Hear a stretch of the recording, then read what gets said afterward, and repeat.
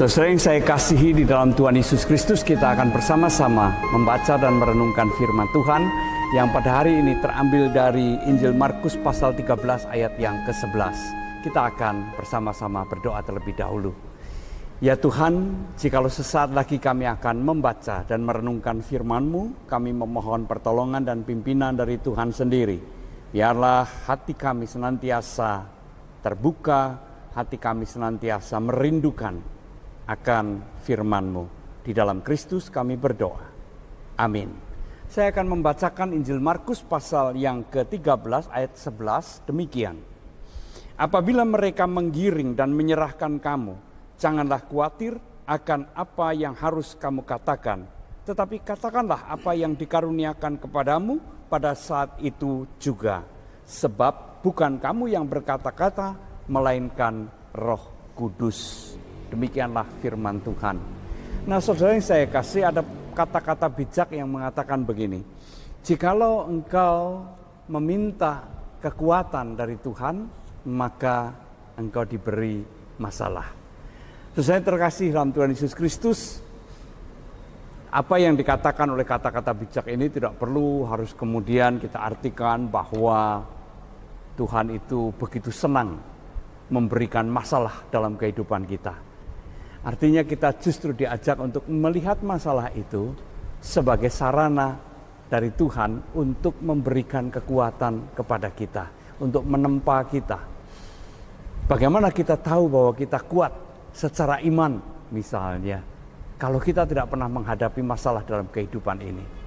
Bagaimana kita bisa merasakan cinta kasih Tuhan jikalau kita tidak pernah merasakan pertolongan Tuhan?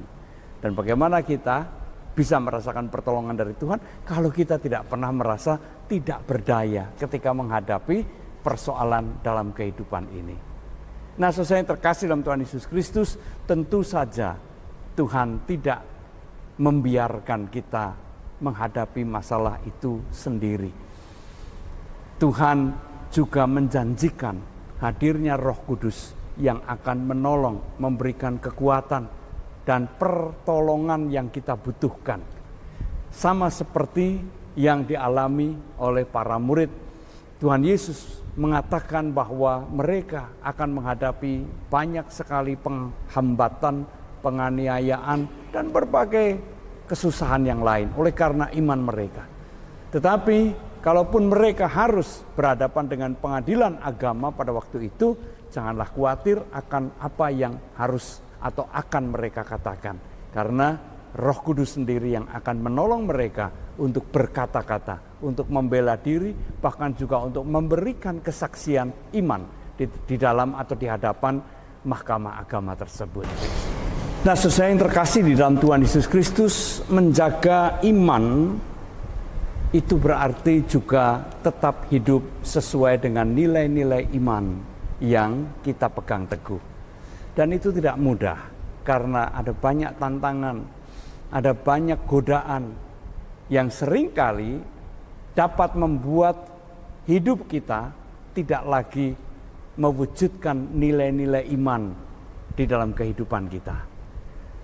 Nah, tetapi dalam menghadapi semuanya itu, entah itu tantangan, kesulitan, ataupun godaan yang dapat membuat kita berjalan menjauh dari Tuhan, janganlah kita khawatir, janganlah kita takut, melainkan mohonkanlah kepada Tuhan kekuatan dan pertolongan. Tuhan pasti tidak tinggal diam.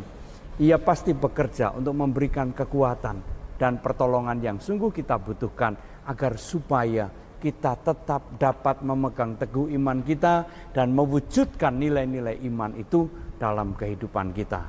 Nilai-nilai iman berarti juga nilai-nilai etika yang berdasarkan apa yang diajarkan oleh firman Tuhan. Itu yang patut, yang wajib kita wujudkan dalam kehidupan kita, sehingga dengan kehidupan yang semacam itu kita menampilkan sebuah kehidupan yang sungguh berbeda, kehidupan yang sungguh dipimpin dan dikuasai oleh Roh Kudus sendiri. Tuhan memberkati kita semua. Amin. Mari kita kembali berdoa. Ya Tuhan, Meteraikanlah firman-Mu ini dalam hati kami, dalam pikiran kami, supaya firman-Mu senantiasa menerangi jalan kehidupan kami. Dalam Kristus kami berdoa. Amin.